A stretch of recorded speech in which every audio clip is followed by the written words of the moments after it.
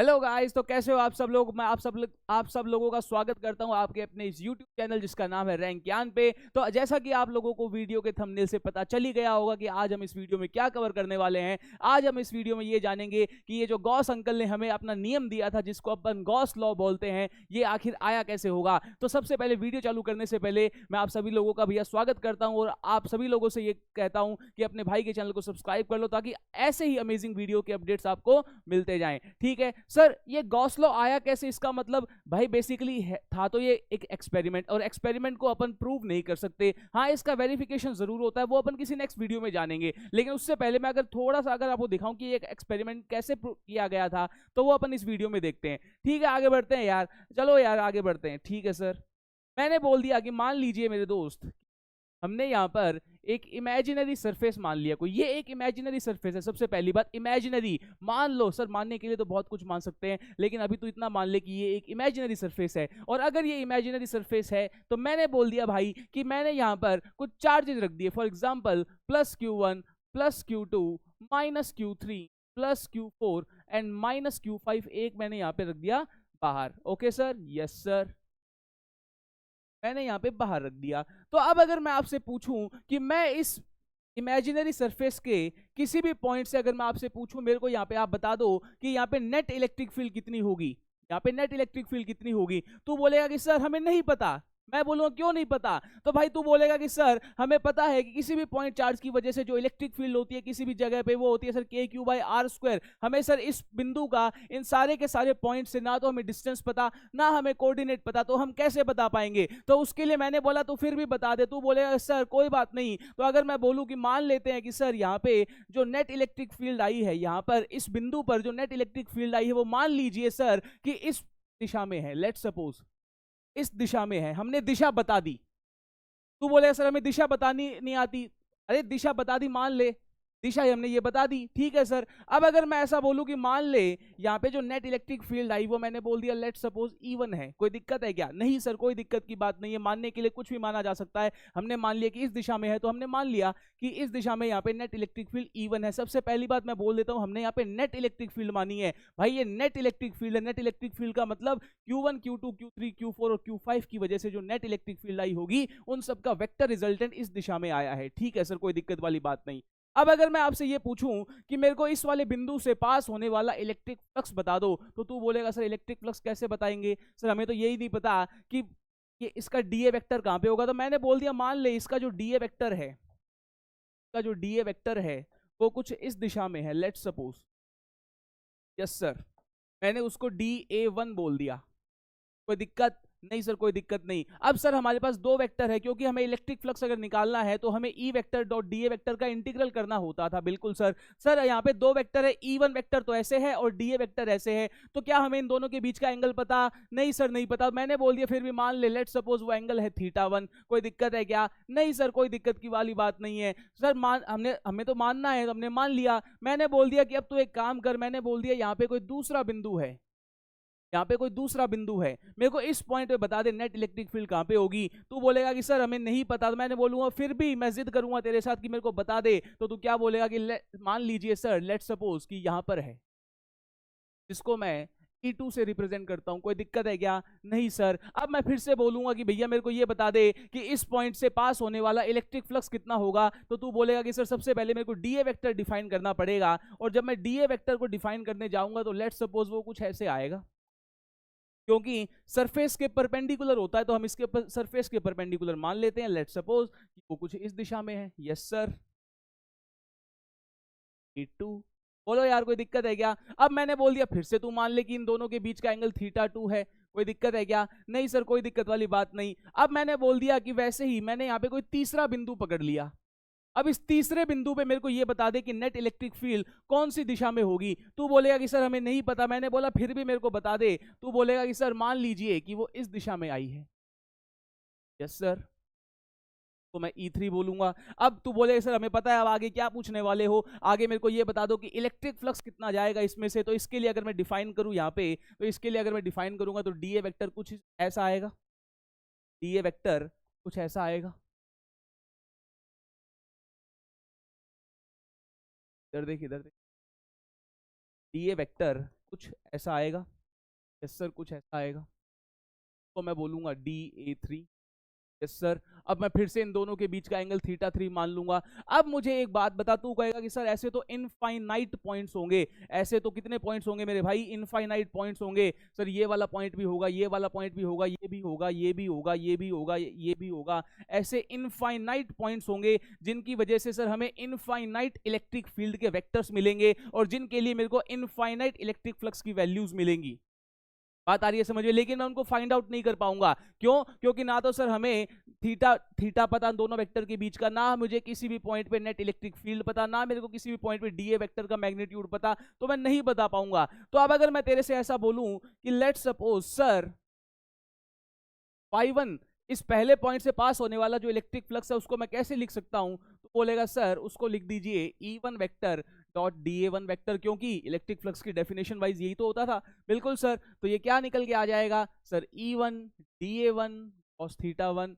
Yes sir, बिल्कुल sir. तो इसका मतलब जब मैं phi2 लिखूंगा, phi2, तो phi2 के लिए तू बोल देगा कि sir E2 vector dot DA2 vector.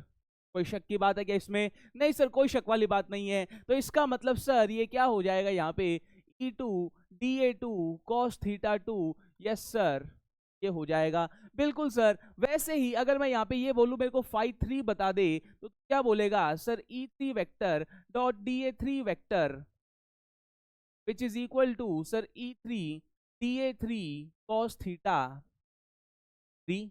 Yes sir, ये हो जाएगा। लेकिन सर ऐसे कितने टर्म्स होंगे? सर ऐसे तो इनफाइनाइट टर्म्स होंगे। Yes sir. तो तू कहेगा कि सर हम ऐसे तो नहीं बता पाएंगे, क्योंकि ना तो मुझे इवन हमें इलेक्ट्रिक फील्ड की वैल्यू पता किसी पॉइंट पे, ना मुझे उस पॉइंट का डीए पता, ना मुझे उसका थीटा पता, तो इसका मतलब थीटा नहीं पता तो कॉस थीटा नहीं पता, तो ऐसे तो सर इनफाइनाइट होंगे। तो मैं बोलूंगा तू एक काम कर, तू मेरे को इन सब का सम बता दे। तू बोलेगा सर सम कैसे बता दे जब हमें इनकी वैल्यूज ही नहीं पता? तो मैंने बोला फिर भी तू बता दे। तू बोलेगा सर जोड़ दीजिए इनको, phi1 plus phi2 plus phi3 dash dash dash infinity which is equal to, ये क्या हो जाएगा sir, E1 DA1 cos θ1 E2 DA2 θ2 plus E3 DA3 cos θ3। और ऐसे करते करते करते करते इनफाइनाइट वैल्यूज आएंगी। बिल्कुल सर। सर हमें तो पहले से यहाँ से कुछ नहीं मिल रहा था, पहले से कुछ नहीं मिल रहा था, तो अब तो कुछ भी नहीं मिलेगा, क्योंकि पहले ही इतनी भसड़ मची हुई थी, यहाँ पे तो और बड़ी वाली भसड़ मचेगी। तो इसका मतलब सर यहाँ पे कुछ नहीं मिला। और भैया जब फिजिक्स में जब ऐसी मैथमेटिक्स फंस जाती है, जब जहाँ पे हमें कुछ नहीं मिलता, तो वहां पे हमें काम देता है भैया एक्सपेरिमेंट। और इसी एक्सपेरिमेंट को जिस बंदे ने, जिस अंकल ने परफॉर्म किया, उन्हीं का नाम था भैया गॉस अंकल।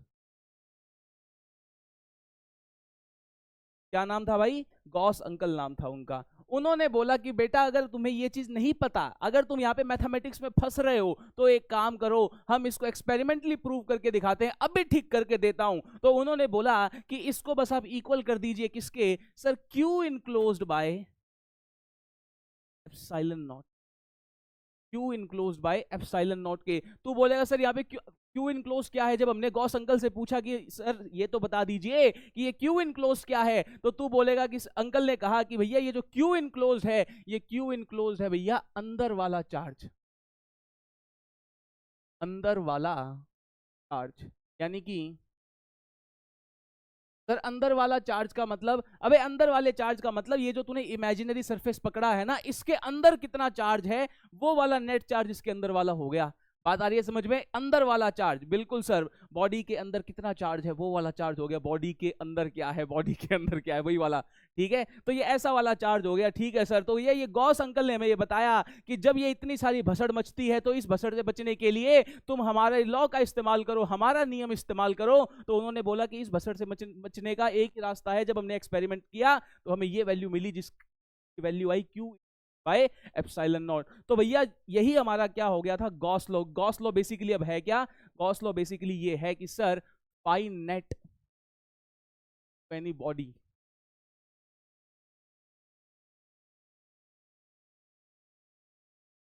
या फिर क्लोज्ड बॉडी,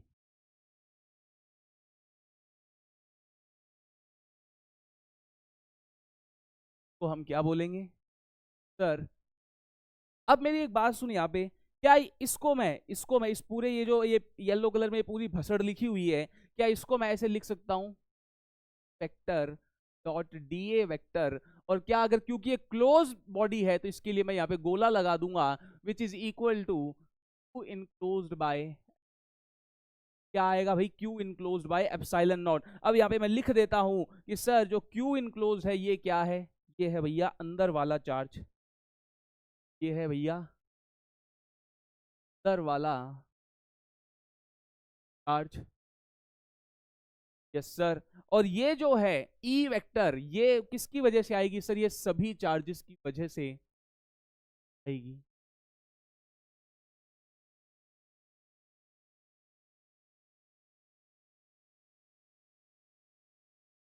सभी चार्जेस का मतलब हो गया कि अगर मैं अपन यहाँ पे एग्जांपल देखे तो यहाँ पे 5 चार्जेस थे, तो यहाँ पे हर बिंदु पे जो नेट इलेक्ट्रिक फील्ड आ रही है वो सभी चार्जेस की वजह से आ रही है, पांचों चार्जेस की वजह से आ रही है। Yes sir. अब तेरे से कोई पूछे कि गॉस लॉ का स्टेटमेंट क्या होगा, तो कोई बंदा बोलता है कि अगर ये गॉस लॉ का स्टेटमेंट है क्या, पाई बराबर Q equals bye epsilon not, कोई बंदा अगर ये बोले कि क्या ये गॉस लॉ का स्टेटमेंट है, तो बोलेगा कि सर नहीं, गॉस लॉ का स्टेटमेंट ये नहीं है। कोई बंदा अगर ये बोले कि गॉस लॉ का स्टेटमेंट क्या होना चाहिए, तो गॉस लॉ का स्टेटमेंट होता है ये,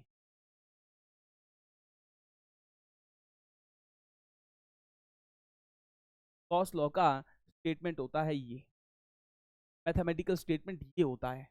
बात आ रही है समझ में। अब यहाँ पे दो तरीके के क्वेश्चन बन जाते हैं, क्या सर, कि एक तो वो तेरे से ये पूछ ले कोई बॉडी दे देगा, उसमें से तेरे को भैया फ्लक्स पता चल गया, मान ले Q enclose by epsilon not, तो वहां से वो तेरे से इलेक्ट्रिक फील्ड निकलवा लेगा अलग अलग कुछ बॉडीज के लिए, लेकिन अपन सभी बॉडीज के लिए नहीं निकाल सकते। याद रखना कि गॉस लॉ कभी भी हर बॉडी के लिए इलेक्ट्रिक फील्ड निकालने की गारंटी नहीं देता, वो केवल और केवल कुछ चुनिंदा केसेस के लिए ही अपनी गारंटी देता है कि हाँ भैया अगर आप ये केसेस दे रहे हो तो हम उन केसेस के लिए क्या कर सकते हैं, इलेक्ट्रिक फील्ड निकाल के दे सकते हैं। नहीं तो भैया गॉस अंकल ने भी अपने हाथ खड़े कर दिए कि नहीं नहीं हमारे बस की बात नहीं है, हर जगह हम निकाल के दे दें। ठीक है, तो इसका मतलब सर गॉस लॉ की मदद से, गॉस अंकल के नियम से हम सिर्फ कुछ ही जगह पे इलेक्ट्रिक निकाल सकते हैं, हर जगह नहीं निकाल सकते। वो किस जगह निकाल सकते हैं उसके लिए मैं सेपरेट वीडियो बना दूंगा। तो ये आपका बेसिकली क्या हो गया, गॉस लॉ का मैथमेटिकल स्टेटमेंट। अब सर है तो बेसिकली ये एक एक्सपेरिमेंट ही, बिल्कुल सर ये एक एक्सपेरिमेंट है, क्योंकि अब मेरी बात सुन, मेरी एक बात सुन। अब कूलम्स लॉ था सर, F बराबर के Q1 Q2 by R square, ये नेचर में था, ये किसी बंदे ने ढूंढ के निकाला और हमें दे दिया। बात आ रही है समझ में। हम क्या लॉ को प्रूव कर सकते हैं क्या, नहीं सर। हम केवल केवल और केवल क्या कर सकते हैं, उसको वेरीफाई कर सकते हैं। तो भैया हम इस लॉ को वेरीफाई जरूर कर लेंगे, लेकिन इसको प्रूव नहीं किया जा सकता। बात आ रही है समझ में, ठीक है सर बात आ गई समझ में। तो इसको अपन, मैं इसके लिए मैं नेक्स्ट वीडियो बना दूंगा, कोई अलग से वीडियो बना दूंगा कि गॉस लॉ को कैसे वेरीफाई करेंगे। ये बोर्ड्स के एग्जाम में भी पूछ लिया जाता है, और ये जो जेई नीट के बच्चे तैयारी करते हैं भैया उनके लिए भी थोड़ा इंपॉर्टेंट हो जाता है। ठीक है, फिर भी मैं इसके ऊपर वीडियो बना दूंगा। ठीक है सर, तो ये आपका क्या हो गया, बेसिकली गॉस लॉ कैसे आया था ये हमें पता चल गया। ठीक है सर, तो आई होप भैया आप सभी लोगों को ये वीडियो अच्छी लगी होगी, और अगर वीडियो अच्छी लगे तो भैया वीडियो को लाइक कीजिएगा, चैनल को सब्सक्राइब कीजिएगा, और बने रहिएगा अपने भाई की इस वीडियो पे, ताकि आने वाली ऐसी अमेजिंग वीडियो की अपडेट्स आपको मिलती जाए। खुश रहिए, आबाद रहिए, अपने पेरेंट्स का नाम रोशन करते रहिए, और हाँ अपने भाई के चैनल को subscribe. Till then tata bye bye, मिलते हैं नेक्स्ट वीडियो में। ठीक है।